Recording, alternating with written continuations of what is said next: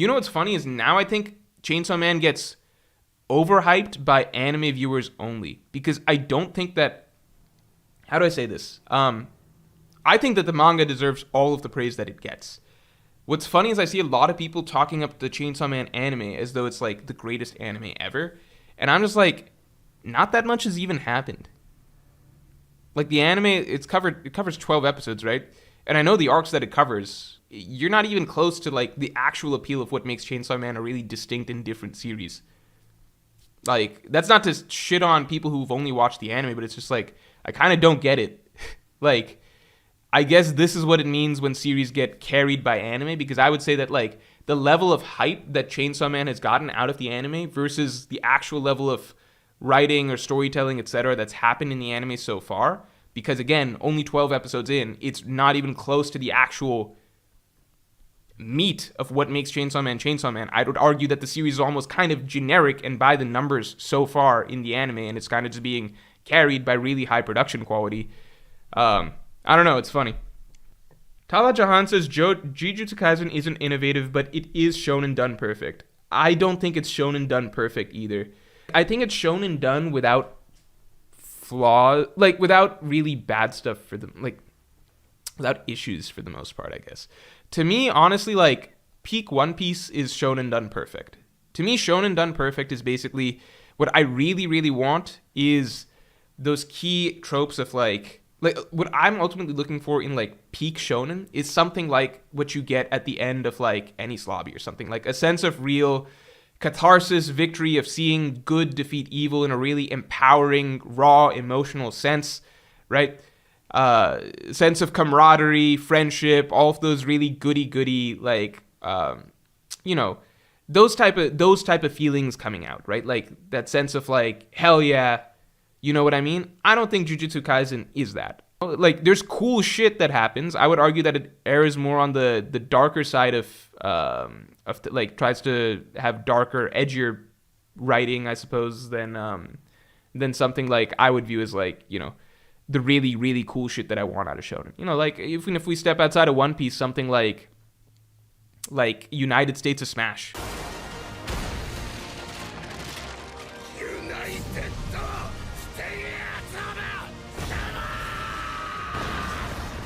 That's what I consider, like, shit on My Hero Academia all you want. Like, if you watch that clip of United States of Smash, that's something that gets me really, really pumped and hyped. And Jujutsu Kaisen does not get close to something like that type of writing. It's a different style of writing, in my opinion. So I wouldn't call it peak shonen in that sense. It is a shonen series, but it doesn't do a lot of the things that, like, I enjoy out of the more typical, I guess, shonen writing style. Like, if we say, like, Naruto or something like that. Like, Naruto, like, Naruto versus Gaara, or, like, when the Ninetales chakra comes out. Like, emotions like that, right? Where, it's just seeing your underdog hero or whatever, who everybody's looked down upon for the longest time. Like, that's type of shonen writing. Like, everybody's looked down upon him for the longest time, etc. And now, like, when all the stakes are riding on their shoulders or whatever, they're going to pull out something that you've never seen before that goes to the, that represents everything that they feel inside, blah, blah, blah, blah, blah. And then they're going to, show up everybody or show how far they've come. That's shonen shit, right? That's the thing about Jujutsu Kaisen. I think it's good for cool stuff in many points. It's good for cool stuff. It has some interesting storytelling. It has some interesting characters. It's enjoyable to read. Its world, its style. I like the combat for the most part. I think that, it's cool.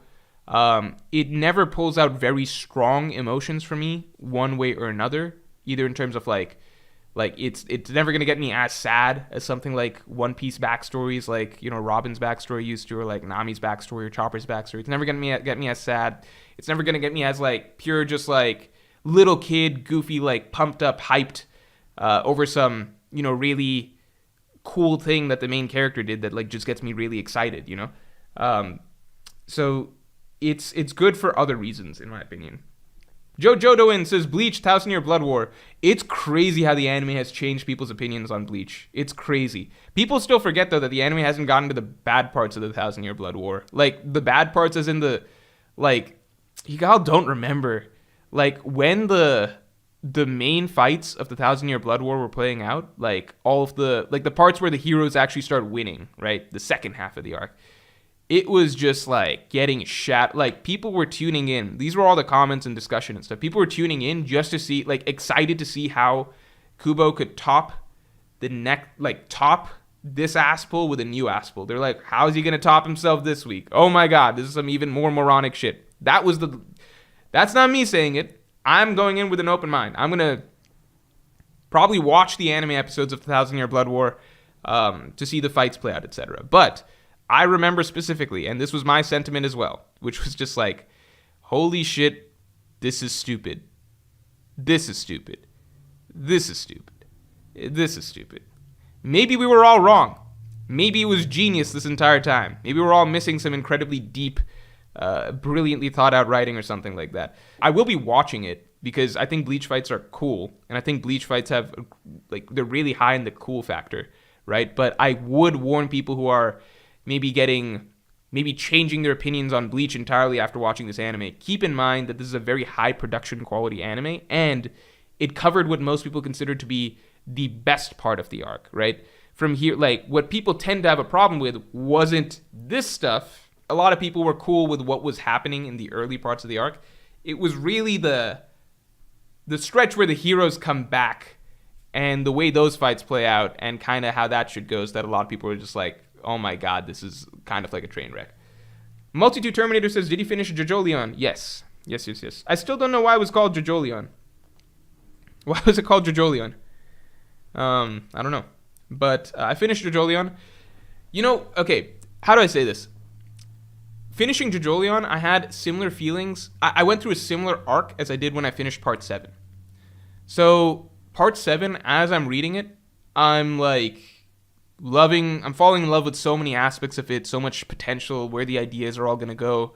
I feel like it's building this really, I don't know, this really unique story with, it seems like, a lot of ideas and themes and messaging that are going to come together in some sort of, I don't know, really, really deeply layered and comprehensive manner, right? And then I get to the end of it, and there's so many things that are left by the wayside, or things that didn't really matter, or things that I don't know. It didn't, like, I had this vision of what it was shaping up to be, or like all of the ideas that seemed like were coming together, or like the themes that seemed like were going to be addressed, basically, right? And then by the end of it, it's like he clearly didn't care about a lot of the aspects, or I don't want to say too much, basically, right? It's probably best to say for a video rather than JoJo's fans attacking me, but there's just so much, like, he hit out of the park certain things, right? What he did with the main character, I would say, he knocked that out of the park.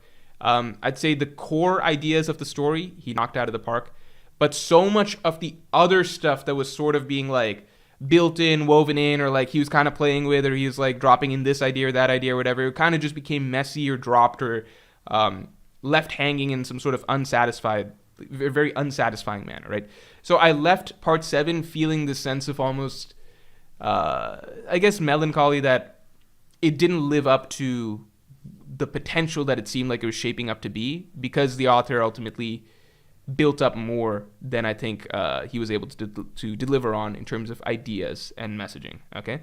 I come away from Part 7 feeling like that, but then I give it time.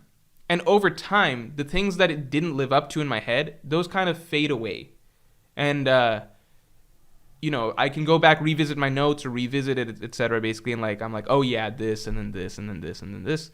But the shadier parts and stuff, and like the parts where I felt unfulfilled, that feeling kind of fades away. And I find myself looking back really fondly at the part overall and just appreciating the journey, the adventure, the characters that we got out of it, the dynamics that we got to read out of it. The overall, it's still a very valuable story for me. So like, it's one of those things where it's like, JoJo's Part 7 built up in my head over time as I was reading it, really, really loving it. I was like, this is going to be my favorite story ever by the end of it. By the end, I felt like it was just such a mix of like such high highs, but such deep flaws in many ways. And then over time, so I'm disappointed at first, then over time, give it time, and I look back and I'm like, the flaws start to fade away in my head, and I start looking back on it with, I don't know, more rose-tinted glasses, I suppose, and I think mainly about the good parts and the parts that I enjoy. So that's kind of reshaped my view of Part 7 overall. With Part 8, it was a very similar experience, just to a lesser degree overall. With Part 8, I was really enjoying the story. I never enjoyed it to quite the same degree as Part 7. Then by the end of Part 8, I did feel like it was more deeply flawed than Part 7 by far, and that its highs were nowhere near as highs, like the strengths that it knocked out of the park were nowhere near the same level as Part 7. So I left it, leaving very disappointed, etc. Now I've given it some time, and I'm looking back at Part 8 too, and I'm like, the parts that I really enjoyed, the aspects of it I really enjoyed, it still makes it a really standout story that I'll have fun revisiting again and talking about again, even if I felt that, like, it was really poor in certain aspects, basically. Like, I like going back to Part 4 a lot, not because, like I can be reading many different little encounters or fights in Part 4 and not really loving most of them, but overall, the feeling of going back to Morj Town and just, like, the general vibe, atmosphere that was going on throughout that part, or, like, the sense of mystery, even if the mystery itself wasn't that satisfying or well thought out, or that much of a mystery at the end of the day, etc. Like, it's just, yeah, the sense you get, or the image that you have in your mind of that part changes things a lot in retrospect. Does that make sense?